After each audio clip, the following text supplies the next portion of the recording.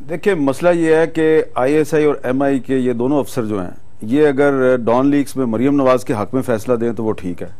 लेकिन अगर ये पनामा लीक्स में ये थोड़ा फैसला जो है हुकूमत की मर्जी के खिलाफ दे दें तो वो गलत है और साजिश का इल्ज़ाम लग जाता है। बल्कि अभी तो आज थोड़ी देर पहले ये इस्लामाबाद में कैप्टन सफदर साहब जो है वो नून लीग के एक वर्कर्स कन्वेंशन से खिताब कर रहे थे, तो उसमें वो कह रहे थे कि मरोगे जवाब आ रहा था मरेंगे, मारोगे जवाब आ रहा था मारेंगे। तो ये जो अब नैरेटिव बिल्ड किया जा रहा है ना, ये यही इसलिए मैं कह रहा हूँ, शामी साहब मेरे बड़े काबिल एहतराम बुजुर्ग हैं, ये जिस किस्म की ज़ुबान सुप्रीम कोर्ट के बनाए हुई GIT के बारे में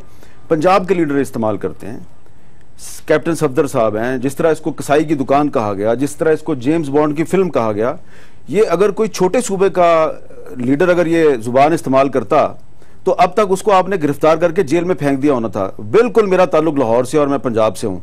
इसीलिए मैं ये बात कर रहा हूँ और ये मुझे एहसास होता है। और ये छोटे सूबों के लोगों ने पिछले कुछ दिनों में हमें बड़ा एहसास लाया है। बहुत से लीडरों ने, दानिशवरों ने मुझसे पूछा है कि बताइए कि ये जो गुफ्तगू जो जुबान इस्तेमाल किया तलाल चौधरी ने, अगर ये कोई सिंध का लीडर करता या खैबर पख्तूनख्वा का या बलोचिस्तान का, तो अब तक जो आपका पंजाबी मीडिया है, वो हमें पंजाबी मीडिया कहते हैं, अब तक तो आप लाठियां लेके उसके पीछे पड़ चुके होते।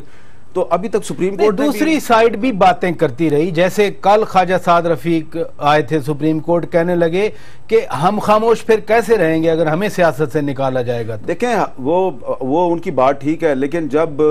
पराचा साहब मेमो गेट स्कैंडल में जब नवाज शरीफ साहब पटिशनर बन के सुप्रीम कोर्ट में जाते हैं इलेक्टेड गवर्नमेंट के खिलाफ और उनके गवाह होते हैं आर्मी चीफ और DGISI जनरल पाशा, तो उस वक्त वो साजिश नहीं कर रहे थे। जब वो यूसुफ रजा गिलानी एक इलेक्टेड प्राइम मिनिस्टर है, उसके खिलाफ वो सुप्रीम कोर्ट में दरखास्त दायर करते हैं, दोनों करते हैं, PTI भी करती है, नून लीग भी करती है, और फिर फैसला लेते हैं और फिर नवाज शरीफ साहब उससे कहते हैं कि तुम इस्तीफा दो वरना हम तुम्हें पार्लियामेंट में नहीं घुसने देंगे। और फिर जब स्पीकर कौमी असम्बली जो है वो कहती है कि नहीं ये पार्लियामेंट फैसला करेगी, तो कहा जाता है कि हम आपकी उसको नहीं मानेंगे। तो आप अगर जो काम करें, साजिश अगर आप करें ISI और फौज के साथ मिलकर, तो वो जायज है। और अगर एक सुप्रीम कोर्ट